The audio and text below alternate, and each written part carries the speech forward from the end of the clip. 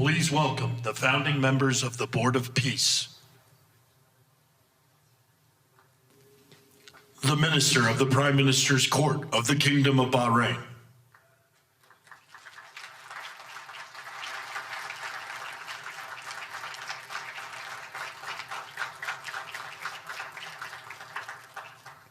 The Minister of Foreign Affairs of the Kingdom of Morocco.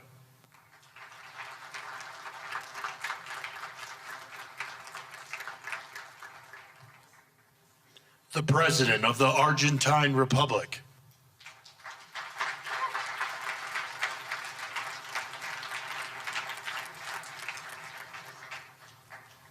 The Prime Minister of Armenia.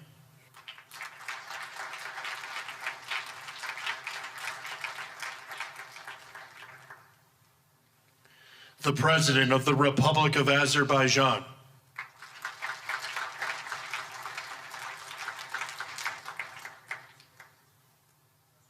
The Prime Minister of the Republic of Bulgaria.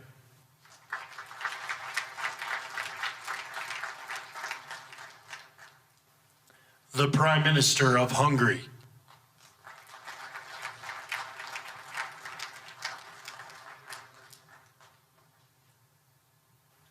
The President of the Republic of Indonesia.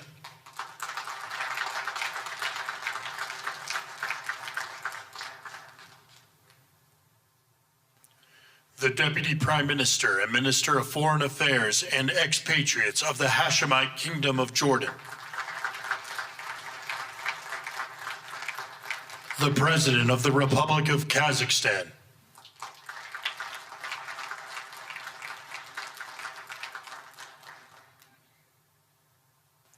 The President of the Republic of Kosovo.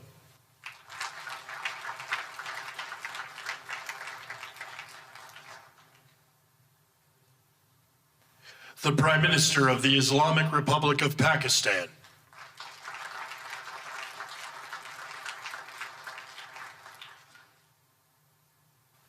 The President of the Republic of Paraguay.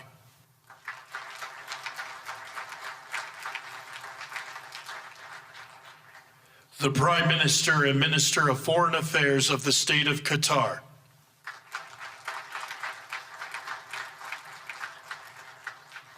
The Minister of Foreign Affairs of the Kingdom of Saudi Arabia.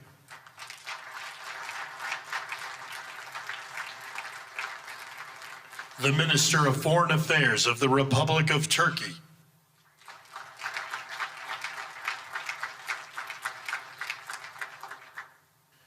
The Special Envoy to the United States for the United Arab Emirates.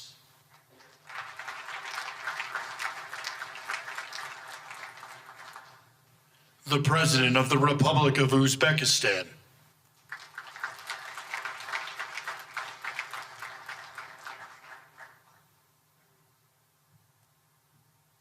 The Prime Minister of Mongolia.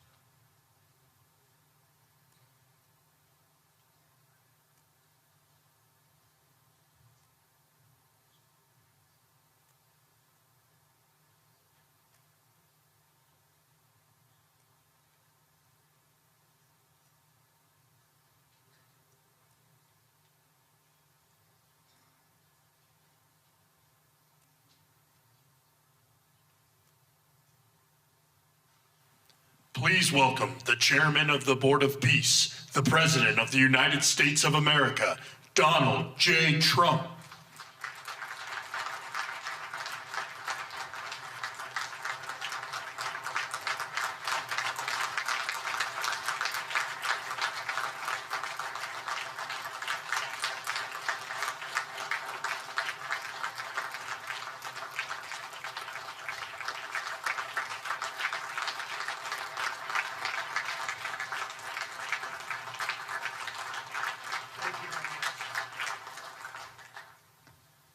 Well, this is a very exciting day, long in the making, and many countries have just received their notice, and everybody wants to be a part of it, and we'll work with many others, including the United Nations. But I want to thank you all for being here. Yesterday, we had an incredibly successful visit with many of the world's top business leaders, the best, the biggest, most successful, and foreign heads of state. And now we have one of the most important meetings of all, the official formation of what is known as the Board of Peace. I want to thank the Secretary of State, Marco Rubio, Special Envoy Steve Witkoff, and Jared Kushner, and their extraordinary work. I mean, they've done an amazing job. We have peace in the Middle East. Nobody thought that was possible. We've settled 8 wars, and I believe another one's coming pretty soon. You know what that is? The one that I thought was going to be an easy one. It's turned out to be probably the most difficult. Last month, 29,000 people died, mostly soldiers, in Ukraine, Russia. Think of that, 29,000, 27,000 in the month before, 26,000 in the month before that. It's terrible. But we have meetings and we think we're making a lot of progress. Thanks as well to Secretary Scott Bessent, Howard Lutnick, and Chris Wright, U.S. Trade Representative, Jamieson Greer. They're all doing such an incredible job. Ambassador Callista Gingrich, who is here, doing a fantastic, really fantastic work. Thank you, Callista. And many other members of my administration who are so committed to peace, and they're also committed to great success. Very importantly, let me recognize the very first group of distinguished members of the Board of Peace. They will be introduced by name in just a moment. Caroline will be doing that introduction. And to each and every one of you, we are truly honored by your presence today. Leaders of countries, in most cases, very popular leaders. Some cases, not so popular, but that's the way it goes in life. Thanks as well to President Karol Nawrocki of Poland, who's a fantastic man. He just won a very big election. I'm very proud of him.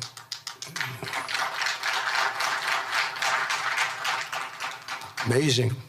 Along with former Prime Minister of the United Kingdom, Tony Blair. Thank you, Tony, for being here. We appreciate it. And members of the Board of Peace Executive Board, great group. This week marks the 1-year anniversary of my second inauguration as president. No administration in history has achieved such a sweeping turnaround in 12 months' time at home and abroad. We have a tremendous mandate. We won the popular vote by millions. We won every swing state, the 7. They were saying, can you win all 7? Is it possible? Because it's not done. And we won all 7. We have a great mandate back at home. As I said yesterday, the U.S. economy is booming with virtually no inflation. It was 1.2% for the last 3 months. And we inherited the worst inflation in the history of our country. And we have economic growth now of 5.4%, looks like. And I think that number can double and triple if we do the right things and if we change thinking so that if you announce good numbers, the markets go up, instead of if you announce good numbers, the market goes down because everybody tries to kill it by lowering or raising interest rates depending on the situation. When America booms, the entire world booms.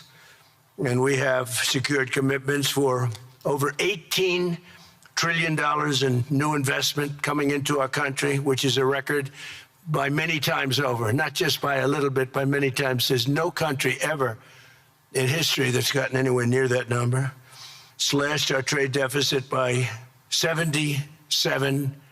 This is in 1 year. Yesterday was 1 year. And signed historic trade deals with nations from all over the globe. Today, the world is richer, safer, and much more peaceful than it was just 1 year ago. We put out all those fires. A lot of people didn't know, including me, that some of those wars were going on. And some of them were going on for, in one case, 32 years, in another case, 35 years, and another one, 37 years. We were very happy to stop the war that had started with India and Pakistan, two nuclear nations. And I was very honored when the Prime Minister of Pakistan said President Trump saved 10 and maybe 20 million lives by getting that stopped just before bad things were going to happen. As president, I ended those 8 wars in 9 months, including Cambodia and Thailand. And by the way, many of the leaders are here. Kosovo and Serbia, the Democratic Republic of the Congo and Rwanda, Pakistan and India, Israel and Iran, Egypt and Ethiopia. We're working on that right now. I met yesterday with a very good general and a very good leader of Egypt. We're working on a dam that was built which precludes the Nile River from getting water. It's a little tough situation, but we'll get that settled. I really had it just about settled in my first term, and then we had a rigged election. Took me out of commission for a little while, but here I am back. We'll get it settled. But it's a pretty tough situation. A dam was built and the water doesn't come down to the Nile. When I think of Egypt, I think of the Nile, but I think of the Nile with water in it. Armenia and Azerbaijan, who, I mean, a lot of these leaders have become my friends. They become my friends. They're here. And of course, the war in Gaza, which is really coming to an end. We have little fires that we'll put out, but they're little. They were giant, massive fires, and now they're down to little fires, so we can put them out very easily. We have 59 countries that are involved in peace in the Middle East. Many of them not in the Middle East. They're near the Middle East, but they're not in the Middle East. And many have said that if Hamas doesn't do what they promised they would do, and I think they probably will, but they were born with rifles in their hands. They were literally born. The first day they had a rifle put into their hands, but they have to give up their weapons. And if they don't do that, it's going to be the end of them. But many countries have told me we want to go in and do it. And they really aren't countries that you traditionally think of as being involved in that. But that's the fire.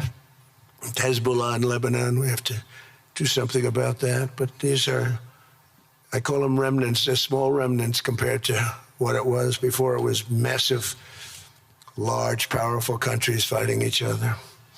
In another great victory for the ultimate goal of peace in June, we obliterated Iran's nuclear enrichment capacity with Operation, we call it Operation Midnight Hammer. And it was midnight, it was dark, no moon, and every single one of those bombs from the B-2 bombers hit the air shafts and went deep into the earth and totally obliterated everything that they were doing. They were 2 months away from having a nuclear weapon. Can't let that happen.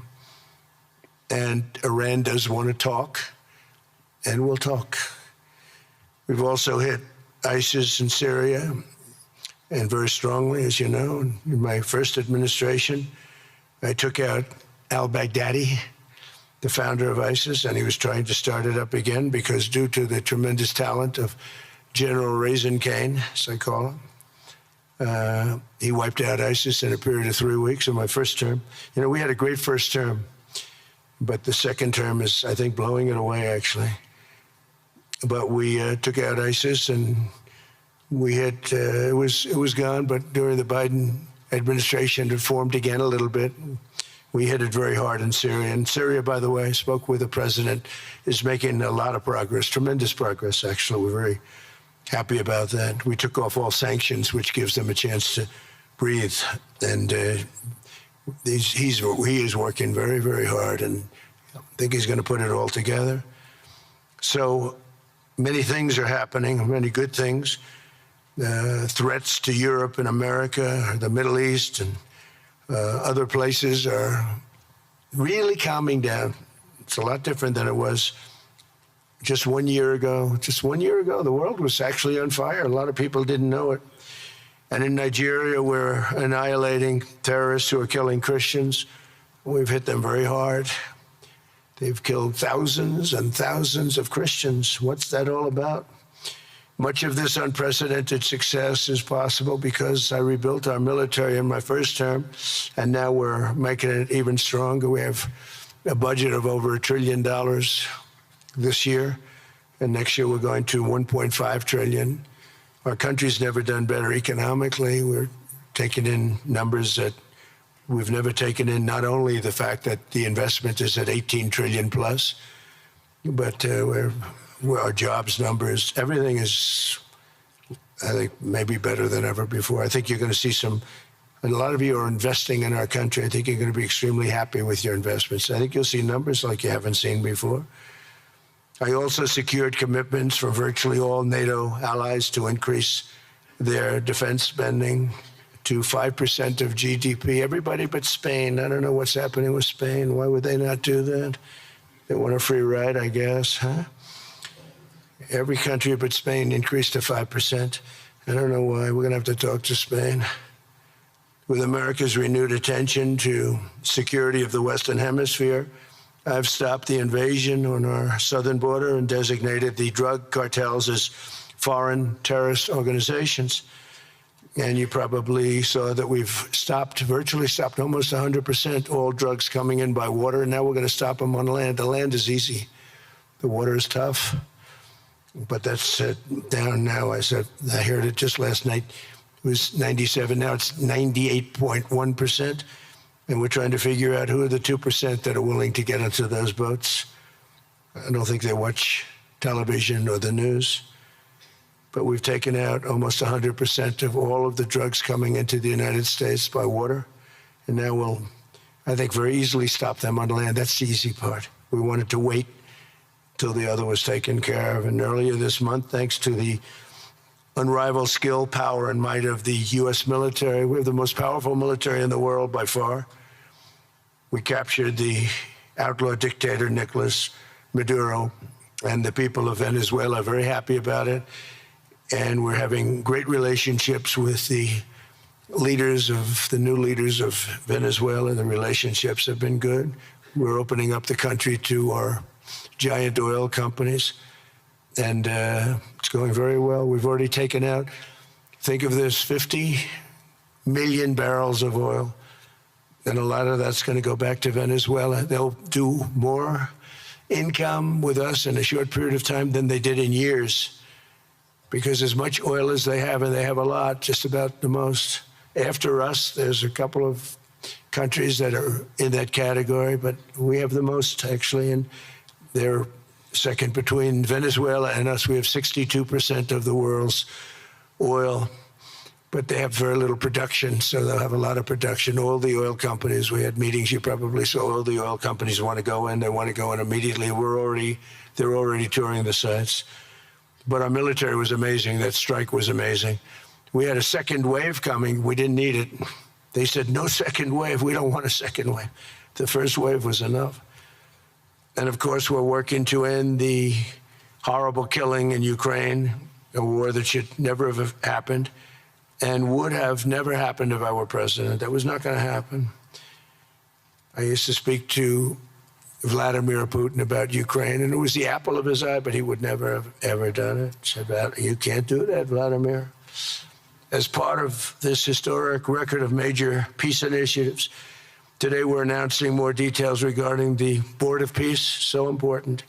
This board has the chance to be one of the most consequential bodies ever created, and it's my enormous honor to serve as its chairman. I was very honored when they asked me to do it. We had an idea to do it, and then they came, they said, you be the chairman. And but I take it very seriously. We have a great group of people and incredible young people that are leading it from within. It's running beautifully, started already. And every country, just about every country, wants to be a part of it. And we just sent out the letters a couple of days ago, and these are just the countries that are here. They happen to be in Davos. So we said, we'd be honored if you wanted to join us up on the stage.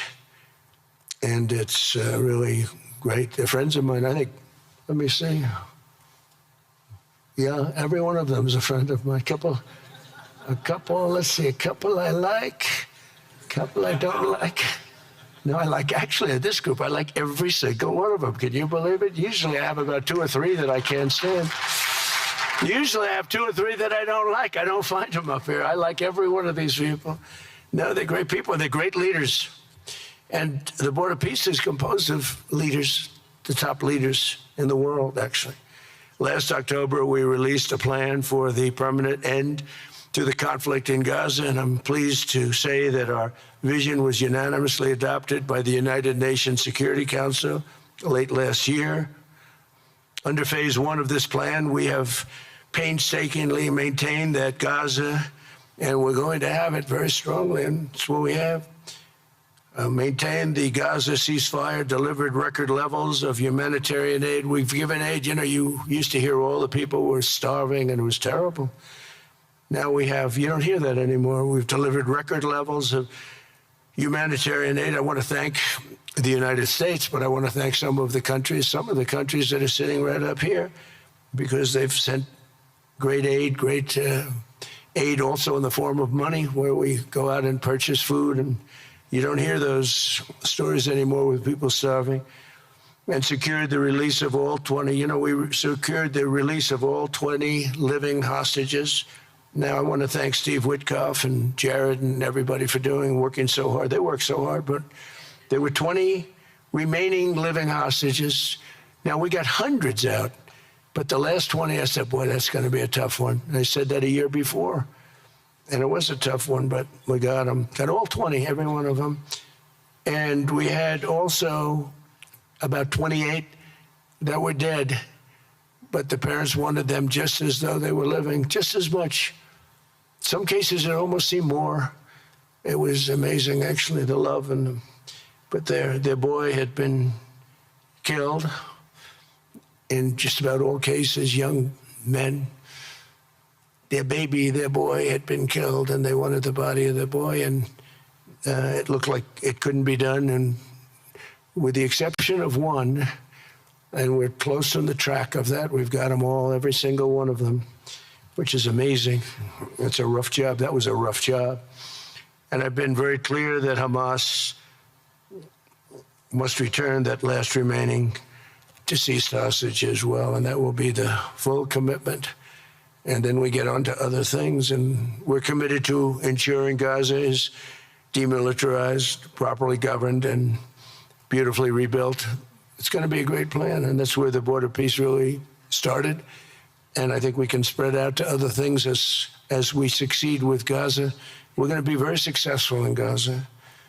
It's going to be a great thing to watch, and we can do other things. We can do numerous other things. Once this board is completely formed, we can do pretty much whatever we want to do, and we'll do it in conjunction with the United Nations. You know, I've always said the United Nations has got tremendous potential, has not used it, but there's tremendous potential in the United Nations, and you have some great people at the United Nations, but so far it hasn't. You know, on the 8 wars that I ended, I never spoke to the United Nations about any of them.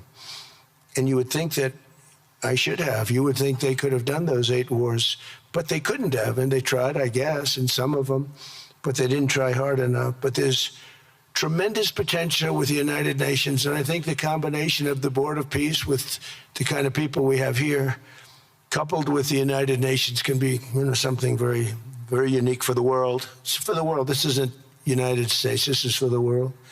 As everyone can see today, the first steps toward a brighter day for the Middle East and a much safer future for the world are unfolding right before your very eyes. Together, we are in a position to have an incredible chance. I don't even call it a chance. I think it's going to happen. To end decades of suffering, stop generations of hatred and bloodshed, and forge a beautiful, everlasting, and glorious peace for that region and for the whole region of the world, because I'm calling the world a region. The world is a region. We're going to have peace in the world. And boy, would that be a great legacy for all of us. Everybody in this room is a star, or you wouldn't be here. There's a reason that you're here, and you're all stars. You're the biggest people, the most important people in the world, most powerful people in the world. And when you use that genius that you have, that very unusual, very inspired genius, when you use that for peace, the opposite of peace has no chance. So I just want to say it's tremendous to be with you, and I think this is something that we're doing that's very important. This is the most important. I was so looking forward to being here, and yesterday was a tremendous success. A lot of good things happened, but this was something that I really wanted to be here and do, and I could think of no better place because so many people were together. And now to bring the Board of Peace into full force, I ask Sheikh Isa of Bahrain and Foreign Minister Barita of Morocco to join me in signing and ratifying the Board of Peace Charter. Thank you very much, everybody. Appreciate it. Thank you. Thank you.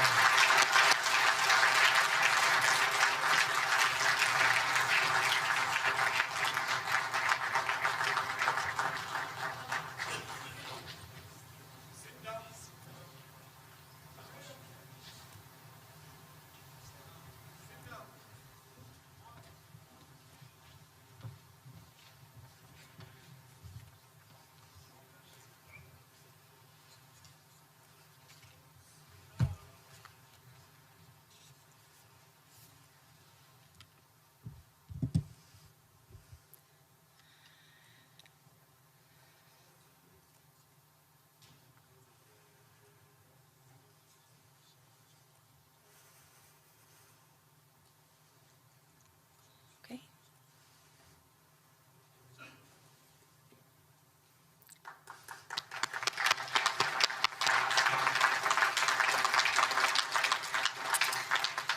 Congratulations, President Trump. The charter is now in full force, and the Board of Peace is now an official international organization.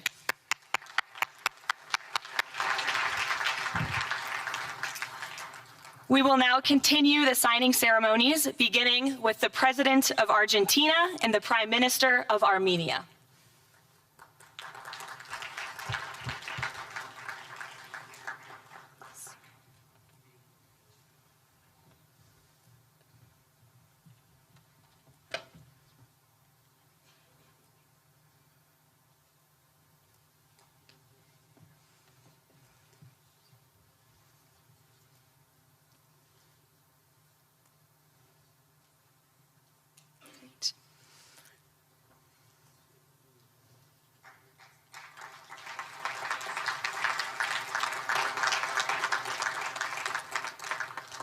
Next up, the President of the Republic of Azerbaijan and the Prime Minister of the Republic of Bulgaria.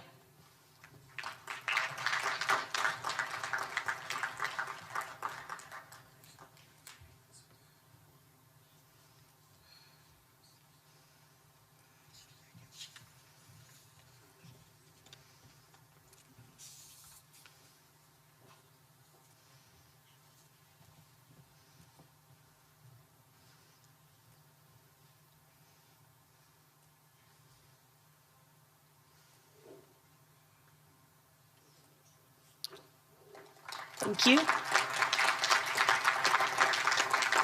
Next, the Prime Minister of Hungary and the President of the Republic of Indonesia.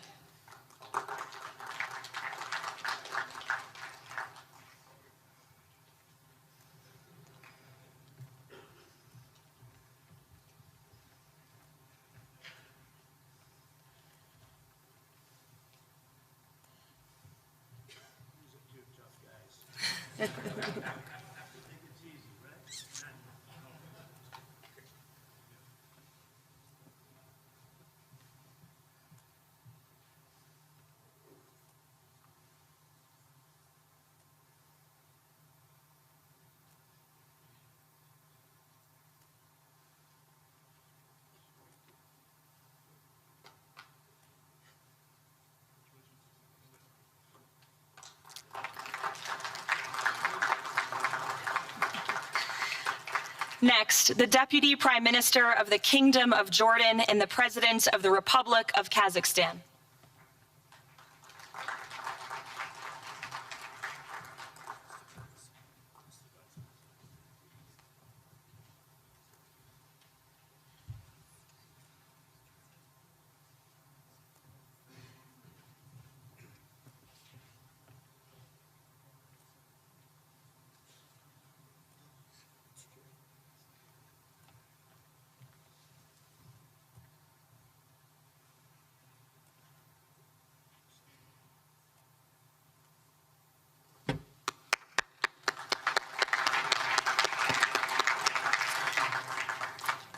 Next, the President of the Republic of Kosovo and the Prime Minister of the Islamic Republic of Pakistan.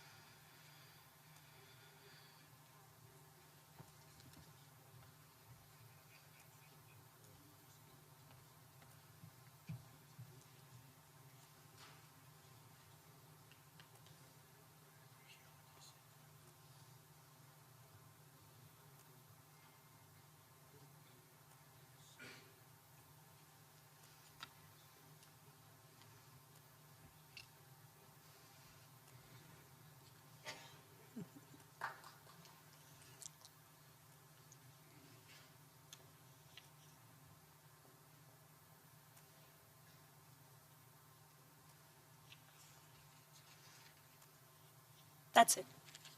Yes, thank you.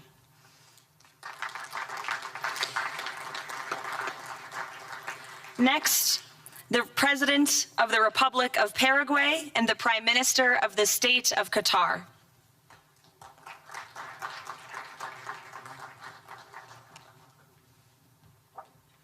Hello, good, how are you?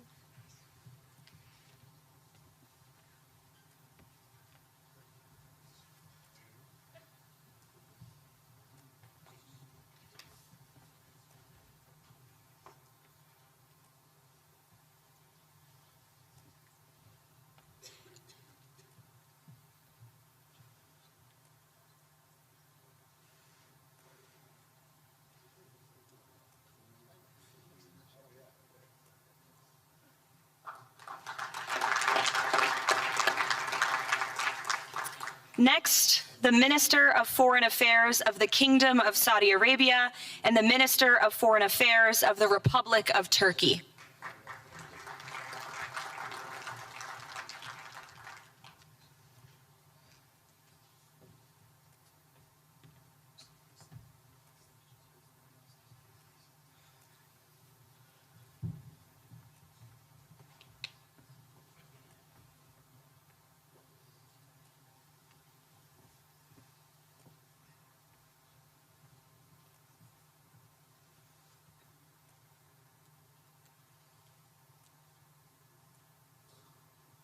Great.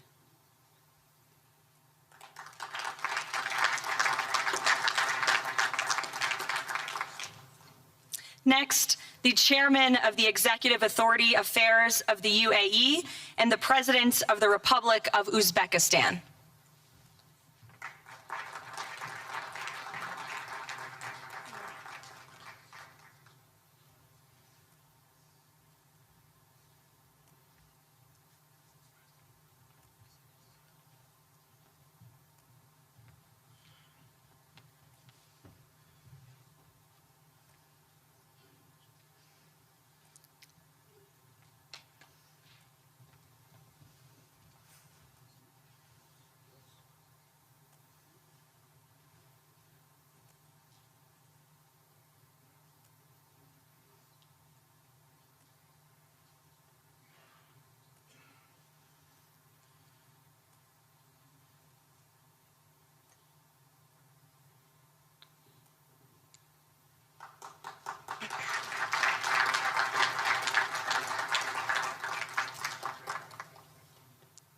And last but not least, the Prime Minister of Mongolia.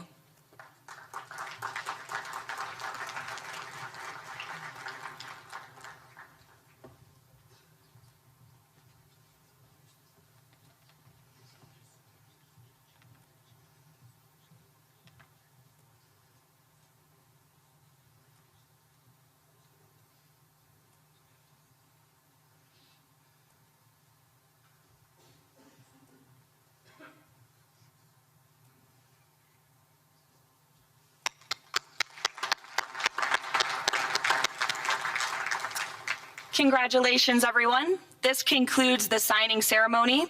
If President Trump and all of the Board of Peace members could please join the President around the table. The President is now going to sign the inaugural resolution that will resolve the Board of Peace's Gaza mandate per the United Nations Security Council Resolution 2803.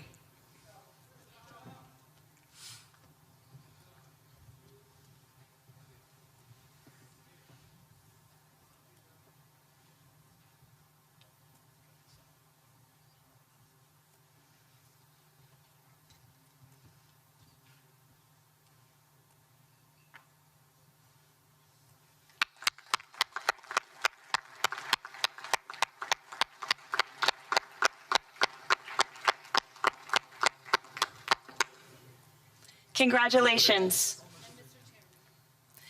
If President Trump and all Board of Peace members could please take their seats in the front.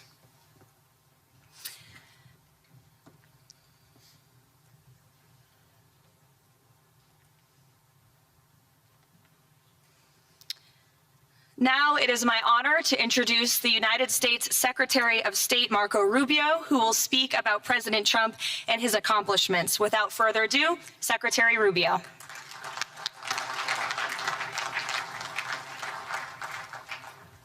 Thank you very much. It's an honor to be here today. It's an honor to serve as the Secretary of State during a historic presidency. And it's a historic presidency because the President of the United States, Donald J. Trump, is someone who is not limited by what others say is possible or what others say is impossible. He's not limited by some of the things that have happened in the past, and he's willing to talk to or engage with anyone in the interest of peace, always putting the American people and our national security first, but understanding that in the world that we share with so many others, peace is paramount to all of us. We are here today because of President Trump's vision. If we go back just a few months ago, people thought what was happening in Gaza was impossible to solve. 28 hostages that were dead, others that were still living, all these hostages that were being held. No one thought that that would ever come to a resolution without more fighting and more bloodshed along the way. In fact, frankly, many thought it was intractable. And sadly, many of the institutions that have served us well, in many cases, for the last 70 years, were unable to do anything about it. But President Trump had the vision and the courage to dream the impossible, to believe that it was doable, and to pursue it with all of his heart. And he was in that capacity assisted by an extraordinary team, and I think both Jared and Steve deserve a tremendous amount of credit, Jared Kushner and Steve Whitoff, for all the work they put in. And all of our partners here today. And now we have this Board of Peace, who I believe's possibilities are endless. Obviously, with a focus first and foremost on making sure that this peace deal in Gaza becomes enduring. And I know this president has it as his highest priority and will give it everything he has to make sure that this is successful. I also want to acknowledge the extraordinary leaders that are here today. This is not just a Board of Peace, this is a Board of Action. Just like President Trump is a president of action. A lot of times people like to give speeches. I've been to many of these forums, and they're not useless, and they're not, they have utility in many cases. But oftentimes in international affairs, we often find ourselves at events where people are reading these scripted statements, these strongly worded letters that they put out, but no action, nothing happens. This is a group of leaders that are about action. And the President of the United States is a president of action, of getting things done. And today is the beginning of that, of a new era and a new stage that we think is so important as a model to the rest of the world of what is possible. And clearly the focus is right now on Gaza and making sure that the plan that's about to be presented to you here today, this vision for the future of Gaza, this vision for the future of the region, is not just possible and promising. It is our destiny if we put the time and the effort that it requires, as I know this board will do. But I also think it will serve as an example of what's possible in other parts of the world. Without losing focus on what's before us now, this is what's possible for other places and other conflicts that seem impossible to solve right now. So I want to, on behalf of the United States, on behalf of the team that worked so hard on this, thank every single one of the leaders that are here today and all the countries that have committed to joining, and many others who are going to join. Others either are not in town today or they have to go through some procedure internally in their own country because of constitutional limitations, but others will join. Many want to be a part of this effort because it is going to be a successful effort. And you see it reflected here today among countries of different backgrounds from different parts of the world, majority Christian, some, majority Muslim, others, who've come together. In fact, former adversaries who have joined here as part of this Board of Peace. And all was possible, and I want to acknowledge this again, because of the vision and the drive of the President of the United States. So thank you all for joining us here today. We appreciate it very much.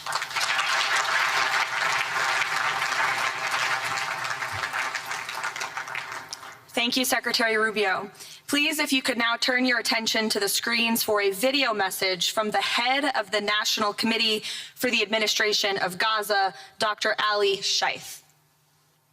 Distinguished leaders, colleagues, and friends, it is an honor to be here today.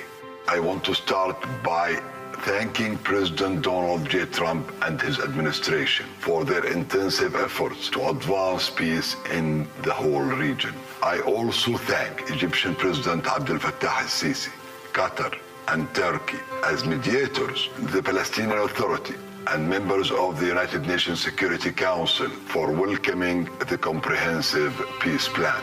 These efforts created the opportunity for a new future in Gaza Strip. But what will really matter is what comes next. This transition will succeed only if it delivers real, tangible improvements in daily life for Gazans.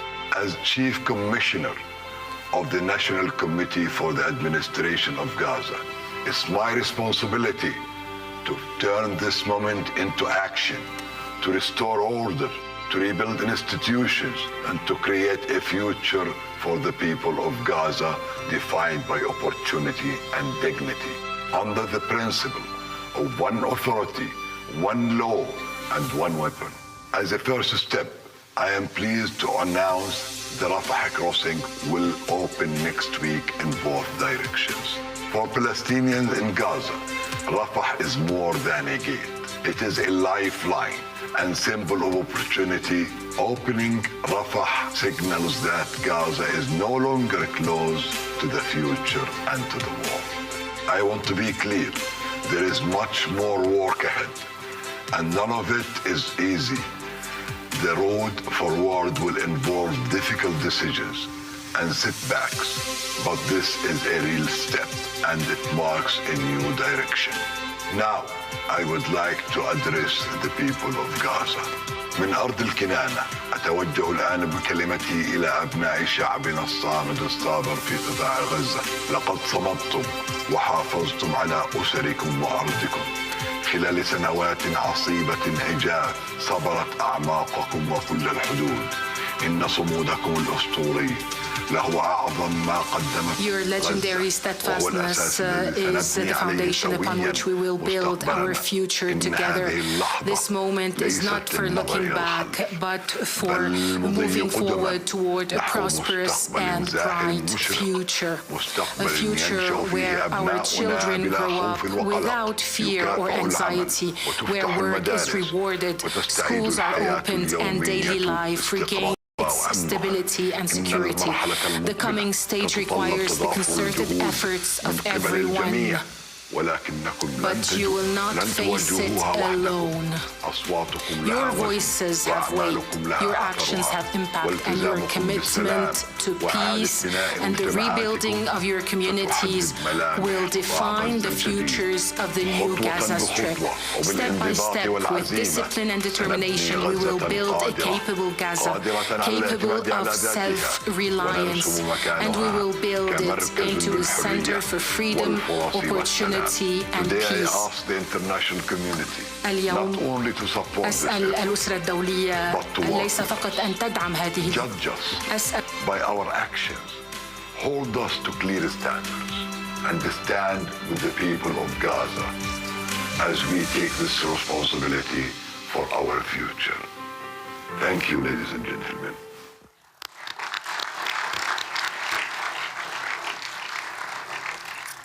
I now would like to welcome to the podium U.S. Special Envoy Steve Witkoff and Jared Kushner.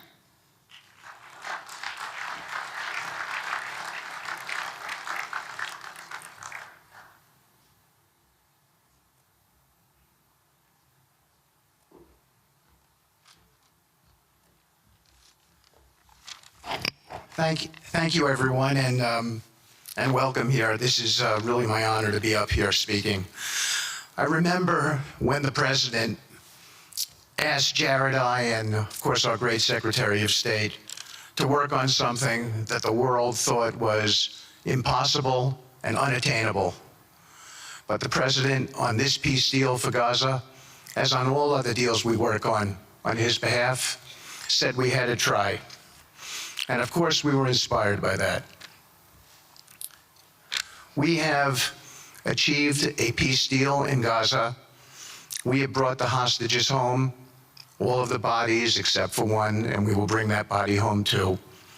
And maybe most importantly, we have created a sense of hope for what the future can bring in Gaza and all other places where the Board of Peace will operate. And I am so honored, Mr. President, to have worked on this on your behalf. I'd like to thank some people here who are here with us tonight who have done so much, done indispensable work to bring this deal together. Sheikh Mohammed, my good friend from Qatar, and Ali Al-Tawadi, Hakan, Fidan, and Ibrahim, General Hassan, and Foreign Minister Badr Abdulati, and of course, President Sisi, and Prime Minister Netanyahu, former Special Envoy Ron Dermer, and Michael Eisenberg for all that they did.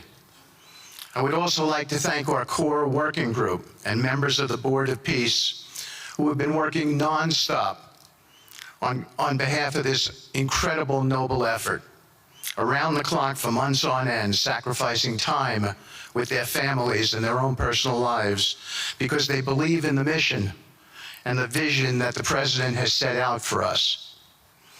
I'd also like to thank, those people include Tony Blair, Yakir Gabay, Josh Grunbaum, Aryeh Lightstone, Laurent Tankman, Admiral Cooper, General Frank, and I probably have forgotten some along the way. And then perhaps most importantly, I want to thank our administration. We have an incredible team. It's amazing to work for this administration. I think you see the results that we get on behalf of the President because he inspires us so much. So I'd like to thank the Vice President of the United States, J.D. Vance, for all of his help and guidance, our Treasury Secretary, of course, the Secretary of State, who we work hand in glove with, and a special thanks to our Chief of Staff, Susie Wiles, who is always available to us for consultation, for steering, and for all else that she does. Thank you.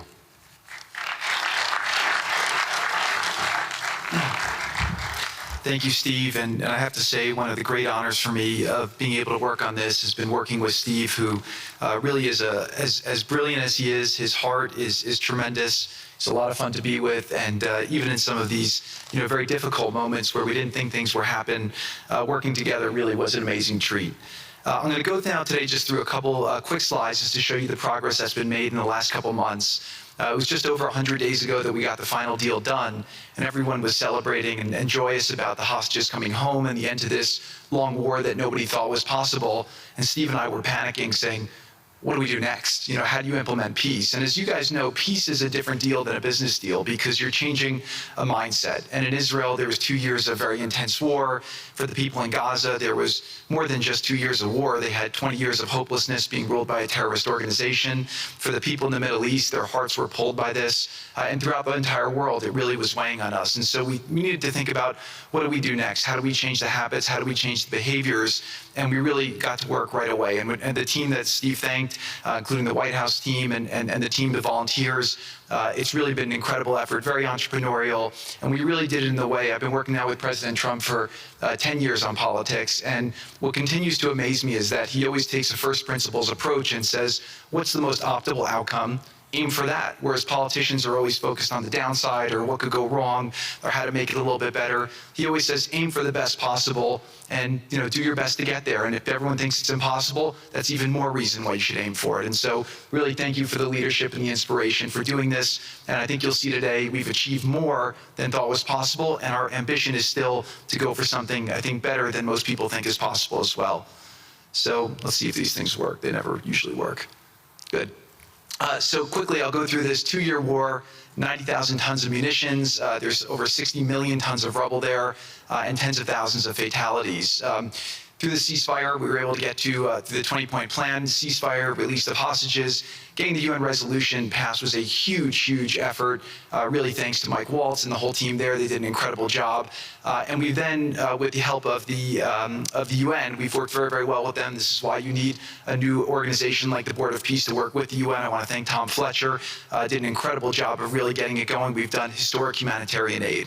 Going forward, number one thing is going to be security. Obviously, we've been working very closely with the Israelis to figure out a way through de-escalation. And the next phase is working with Hamas on demilitarization, which I'll talk about in a second. But without security, nobody's going to make investments. Nobody's going to come, build there. We need investments in order to start giving jobs. We want to take these people. 85% of the aid of Gaza, 85% of the GDP of Gaza has been aid for a long time. That's not sustainable. It doesn't give these people dignity. It doesn't give them hope. And so we want to use free market economy principles. A lot of what President Trump spoke about that he's doing in America, we want to bring the same mindset, the same approach to a place like Gaza to give these people the ability to thrive and have a good life. Let's see. So on the aid, I mentioned the UN. So now people are talking about famine. 100% of the food needs are met, and that's been overabundance. The cost of goods have gone down tremendously. Over 55,000 trucks have gone in, and over 1.4 million pallets. So it's been the largest humanitarian effort done into a war zone that anyone's been able to tell us about. This really has been a great joint effort that everyone's been able to do, and so it's a great thing. We all just heard from Ali. We have been so impressed. Steve and I were speaking to him and the entire committee. Such bravery of these people to step up. And we've worked with the Palestinian Authority, who's been helping us as well. But this committee is the first time it's a technocratic, apolitical committee. I really want to thank the Arab partners for helping us select the right people to do this. And we just need to believe in them and support them. I put this up here. It's probably a little too small for me to read, but this is really important if you saw the mission statement. So Hamas's mission statement was, we need to destroy the state of Israel. That has not worked well for the people, as we've seen. Their mission statement is, we are committed to establishing security, restoring the essential services that form the bedrock of human dignity, such electricity, water, healthcare, and education, as well as cultivating a society rooted in peace, democracy, and justice, operating with the highest standards of integrity, transparency.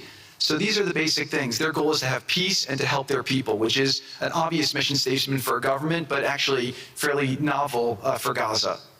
So we did a master plan. We brought in, I thank Yakir Gabay, who's one of the most successful real estate developers and brilliant people I know. He's volunteered to do this, not for profit, really because of his heart. He wants to do this. And we've developed ways to redevelop Gaza. Gaza, as President Trump's been saying, has amazing potential. And this is for the people of Gaza. We've developed it into zones. In the beginning, we were toying with the idea of saying, let's build a free zone, and then we have a Hamas zone. And then we said, you know what, let's just plan for catastrophic success. Hamas signed a deal to demilitarize. That is what we are going to enforce. People ask us what our plan B is. We do not have a plan B. We have a plan. We signed an agreement. We are all committed to making that agreement work. There's a master plan. We'll be doing it in phasing. In the Middle East, they build cities like this in 2-3 million people. They build this in 3 years. And so stuff like this is very doable if we make it happen.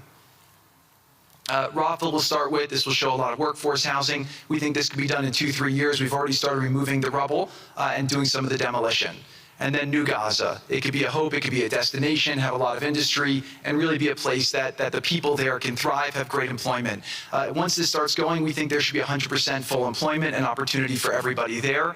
And we have a lot of data on what can be, but we think that this really gives the Gazan people an opportunity to live their aspirations. But it all starts with security, and it all starts with governance. Final note I'll just say on the Board of Peace, which is that all the lessons we're doing is we're basically studying the best practices from all over the world, and we're watching who does education the best, who does healthcare delivery the best.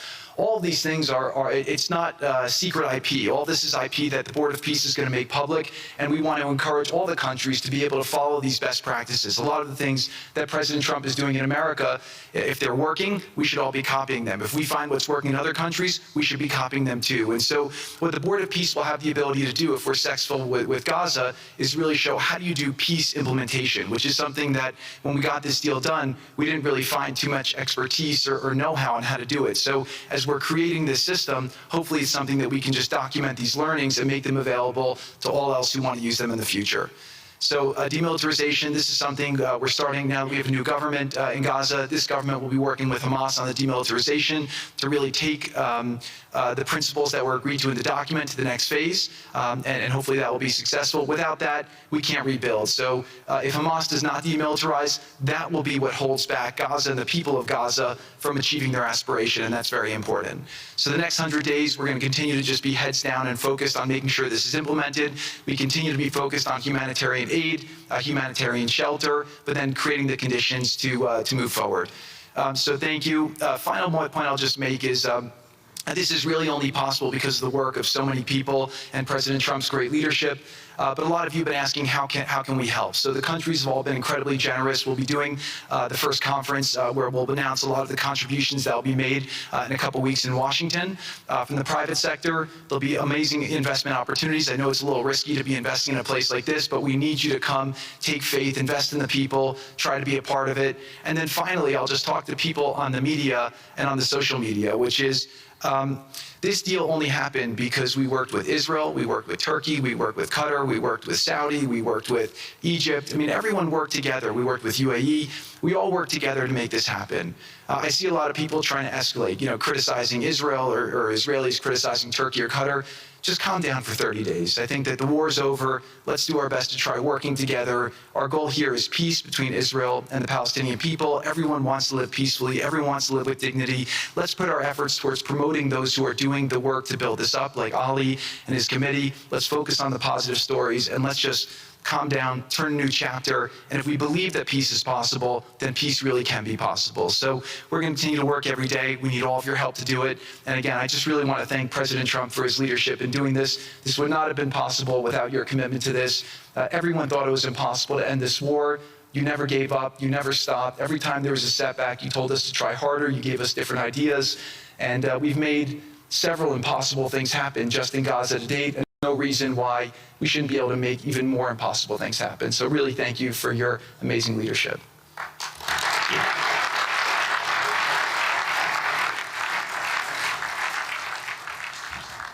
Thank you, Jared and Steve. Now I would like to introduce and welcome to the podium the High Representative for Gaza, Nikolay Mladenov.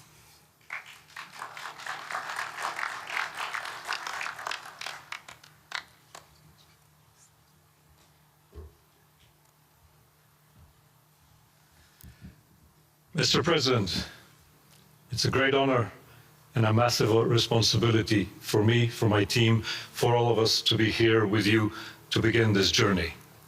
Who would have thought 2 years ago that we will be sitting here with this group of countries, with this leadership, giving the people of Gaza a new chance?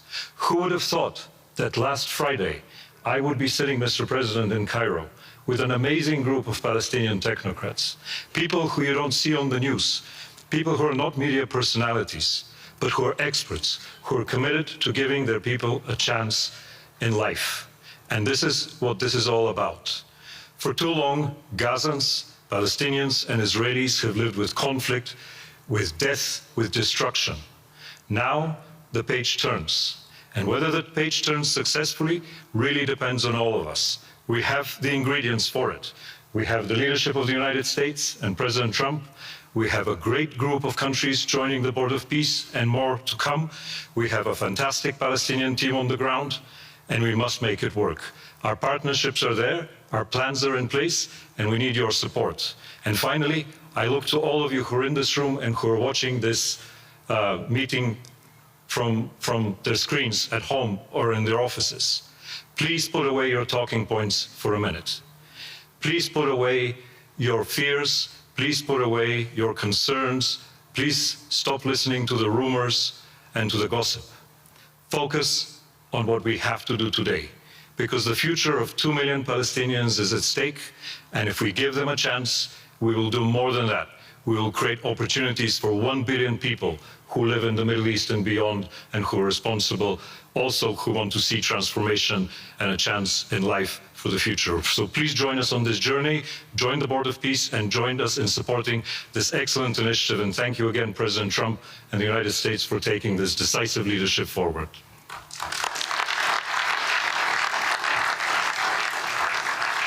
Thank you. President Trump, would you like to make some concluding remarks?